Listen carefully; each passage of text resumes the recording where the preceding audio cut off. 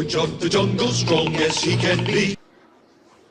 George, my neighbor watches the news all the time, and he's a very, very smart guy. And he told me that the housing market is going to crash, interest rates are going to go into double digits, and that this is no time to be purchasing a home. Oh my gosh, that sounds so scary. Well, welcome to thecreditjungle.com today. This is George Anderson, and it's odd where you get your news from. And if you're looking for negative news, there's plenty of that. But a lot of times the 10% news that you find that has a little bit more meat to it, in other words, some actual statistics, might be a good thing to go by. And this is some information that we just got last week from the United States Census Bureau.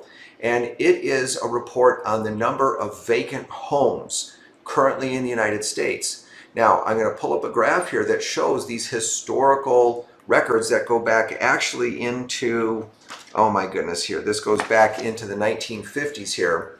But this will show that what we're at right now is an all-time historic low for housing vacancies. It's less than 1% of US households are vacant.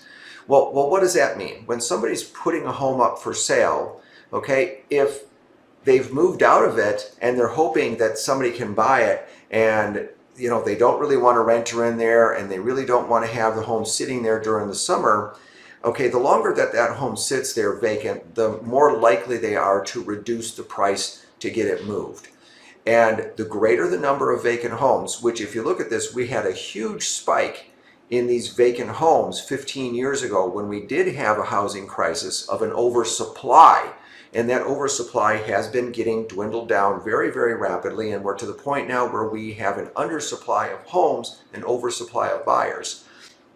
But if that alone is any kind of an indicator of where we're at, yeah, the housing market, I think, is softening up a little bit, but it's not because there's an excess amount of homes on the market.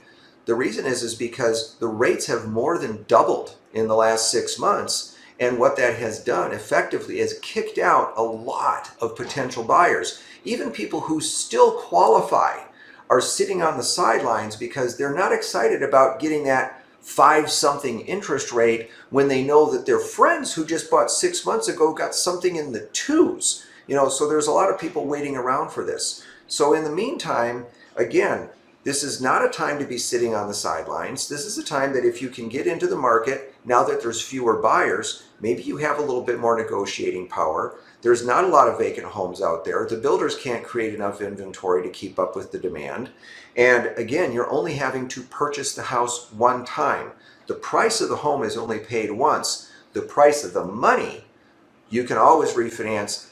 If it takes 2 or 3 years for the interest rates to come down, well then so be it. You've just got that much more equity and you can lower your payment and you're going to be in a great situation. So let's not get too alarmed about the headline news. Let's go ahead and dig into some real statistics and look at historical averages to help make our decisions. So thanks for coming into thecreditjungle.com today. This is George Anderson. Remember, you can push button, get mortgage professional, and I would love to talk to you about your personal situation. Have a great day.